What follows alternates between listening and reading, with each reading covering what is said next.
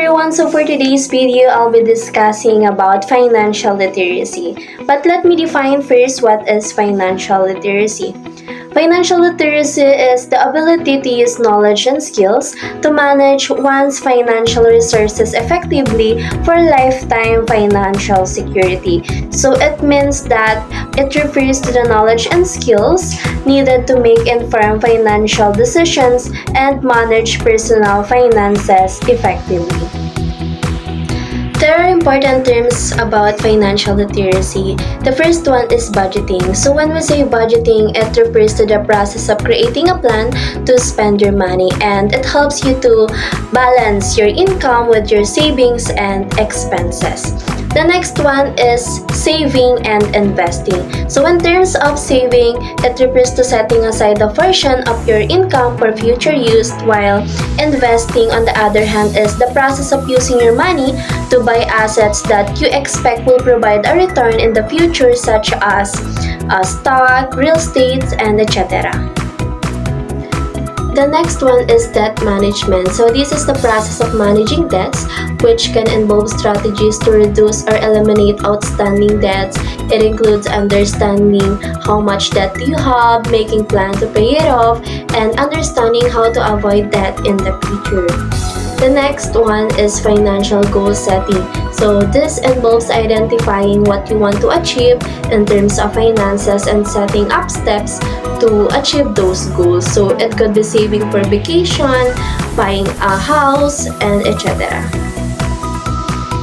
And the last one is risk management and insurance. So in terms of risk management, it involves identifying, assessing, and managing potential risk that could affect your financial well-being. While insurance, it is a risk management tool that provides financial protection against potential losses. Like for example, the health insurance, the life insurance, and etc. There are 6 major characteristics, types, and how people view money. The first one is frugal. Frugal individuals prioritize saving and value financial security. They are careful with their spending and focused on long-term financial goals. They prioritize saving for emergencies or future needs rather than indulging in immediate pleasures. The next one is pleasure. Some individuals view money as a means to enjoy life and seek pleasure. They prioritize spending on experiences, luxury items, and leisure activities. The next one is status. So they use money to express their social status. They may view money as a way to display their wealth, their success, and social standing. They prioritize spending on luxury goods, branded items, or prestigious brands, and experiences that enhance their image.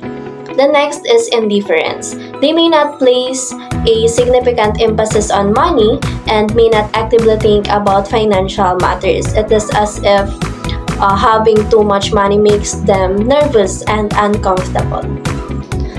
The next is powerful. Powerful people use money to express their control, their power, and influence over others. They may view money as a means to gain power and freedom in their lives, and they prioritize accumulating wealth, making strategic investments, and etc. And the last is self-worth. Self-worth-oriented individuals may prioritize accumulating wealth and material possessions as a way to validate their self-worth. There are 2 common spending patterns, the habitual spending and the impulsive spending.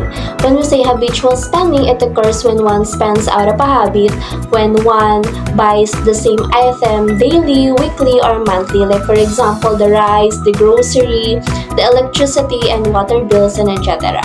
And when we say impulsive spending, it refers to making unplanned and spontaneous purchases without much forethought and consideration, or acting on immediate desires. Like for example, the monthly sales at the mall with the attitude that they may lose the items the following day.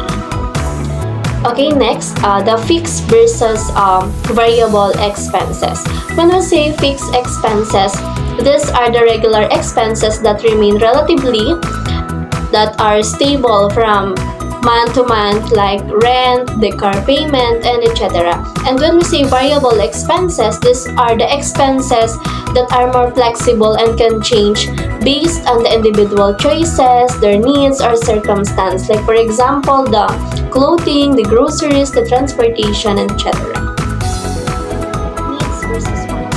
When we say needs, of course, these are the items or the services that are necessary for our survival and well-being, such as the food, the clothing, the shelter, the healthcare, the water, and etc. And when we say wants, of course, these are the items or the services that are not necessary for our basic needs or our survival. And these are the things that individual desire or wish to have, like for example, the fancy restaurant, travel, luxury items, and etc. The importance of saving. The first one is emergency preparedness. Saving money provides a financial safety net for unexpected emergencies. The next is retirement. Saving for retirement is essential to maintain financial security during your golden years. The next is future events. Of course, we need to save money for future events like birthdays, anniversaries, weddings, and etc. The next is education. Saving for education is particularly important. And last is a little goes a long way. Saving even small amounts regularly can accumulate over time due to the power of compounding. There are 3 easy steps when developing a spending plan: record, review, and take action. When you say record, of course, you have to record your expenses and income.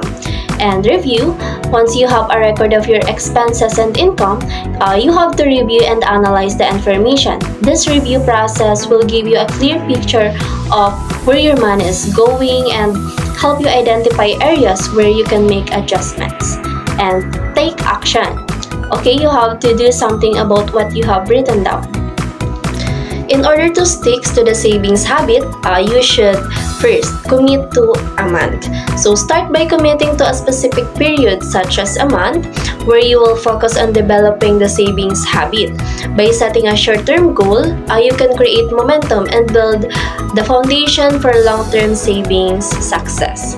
The next is find an accountability partner. So having an accountability partner can significantly increase your chances of sticking to your savings habit. Find someone you trust who can support and motivate you throughout your savings journey. Next is find a savings role model. So find someone who is successful with their savings and serves as a role model for you. It could be a friend, a family, or a public figure. So learn from their strategies and habits and draw inspiration from their success. The next is write your goal and track it. So write down your goal or your savings goal and make it specific and measurable. Seeing your progress can reinforce the habits and provide a sense of accomplishment. And the last is avoid tempting situations. So identify situations or triggers that may attempt you to spend impulsively. Like for example, the online shopping, don't go to mall to hang out, and etc. There are 2 ways to save. Save before you spend. This approach involves prioritizing saving by setting aside a portion of your income before allocating funds for your expenses. And save after you spend wisely.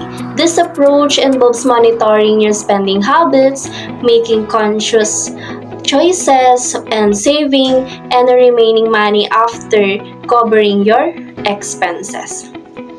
That's all for today's video and I hope you learned something. Thank you for watching.